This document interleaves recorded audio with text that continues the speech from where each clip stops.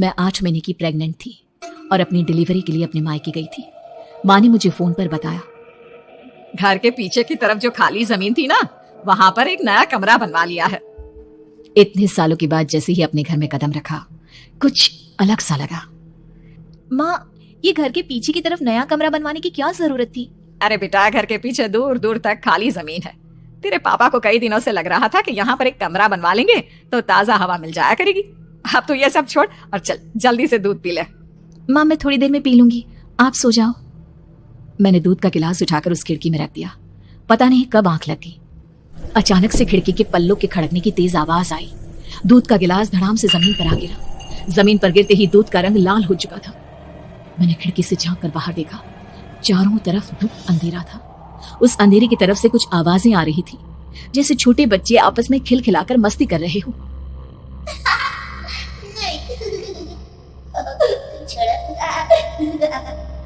इतनी रात को इतने घनघोर अंधेरे में बच्चों की आवाज कैसे आ रही है? घड़ी में वक्त देखा तो ठीक 12 बजे थे। देखकर मैं सन्न रह गई। बुरी आत्माओं और भूतों की कई कहानियां मैं सुन चुकी थी। वक्त भी कुछ ऐसा ही था। ऊपर से मैं प्रेग्नेंट। सुना था कि ऐसे वक्त में अक्सर बुरी आत्माएं औरतों का पीछा करती हैं। तो क्या मेरे पीछे भी? पसीने से तरबतर बड़ी मुश्किल से, जैसे कांपते हाथों से मैंने उस खिड़की को बंद किया।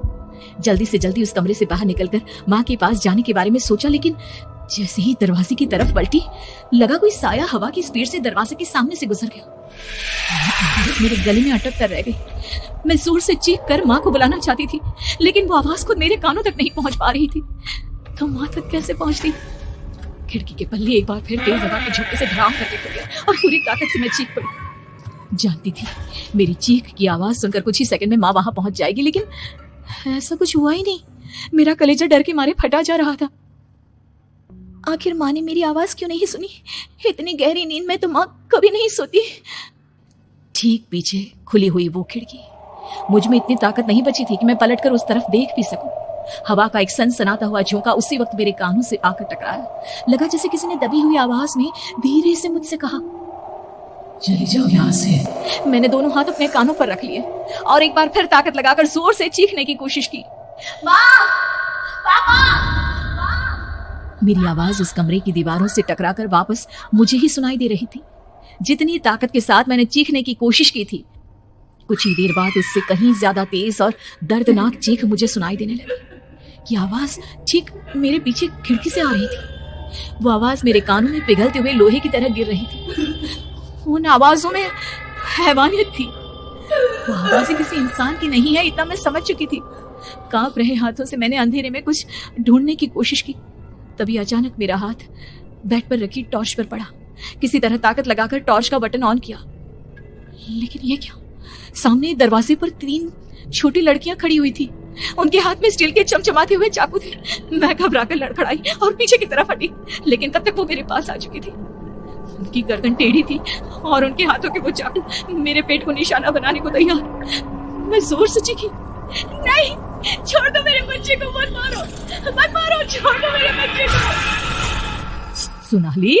सोनाली, क्या हुआ बेटा? तू इतनी डरी हुई क्यों है? उठ बेटा, क्या हुआ?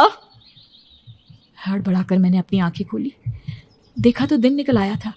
माँ मुझे जगा रही थी। मेरा चेहरा पूरा पसीने से लथपथ था। क्या हुआ बेटा? तुमने कोई बुरा सपना देखा क्या? मैं अभी तक अपने पूरे होश में नहीं थी। वो मेरे बच्चे को मार देगी माँ। वो लड़की मेरे बच्चे को।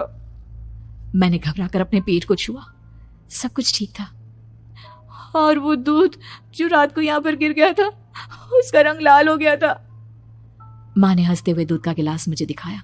तुमने दूध पिया ही नहीं, पूरा का पूरा ऐसे ही रखा हुआ है। तुमसे कहा था ना सोनाली, सेहत के लिए लापरवाही ठीक नहीं बेटा। लेकिन मैंने तो सब कुछ अपनी खुली आंखों से देखा था। ये सपना कैसे हो सकता है?